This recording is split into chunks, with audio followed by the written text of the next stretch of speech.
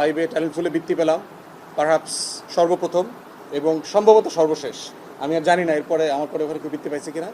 তারপরে মাধবপাশা স্কুলে আমি 2.5 বছর পড়েছি, 6, 7 এবং 8-এর জুন জুলাই পর্যন্ত। তো 8-এও আমার চাচা যেহেতু ওখানে ইসাক ভুঁইয়া ছিলেন, আমার চাচা হেড টিচার ছিলেন মাধবপাশা স্কুলে, তো ওনার সাথে একটা ওয়াদা ছিল যে আমাকে টিসি দিবে এই শর্তে যে আমাকে আইসা বৃত্তি পরীক্ষা দিতে হবে। তো আমি ঢাকাতে চলে গেলেও আমাকে আইসা বৃত্তি পরীক্ষা এখানে দিতে হয়েছে। আমি জেলাতে তখন ফার্স্ট হয়েছিলাম আর কি, ট্যালেন্ট ফুলে বৃত্তি পাইছিলাম। তো ক্লাস 8-এর কিছু অংশ ঢাকাতে একটা ছোট স্কুলে পড়েছি এলাকার। এরপরে government laboratory high school Dhaka, এখানে পড়েছি, ইন্টারমিডিয়েট করেছি ঢাকা কলেজ থেকে। তারপর ঢাকা বিশ্ববিদ্যালয়ে আইনের ছাত্র ছিলাম।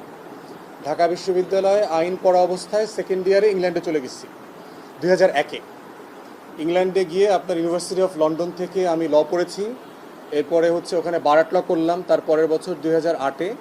এরপরে আমি লন্ডনে 11.5 বছর প্র্যাকটিস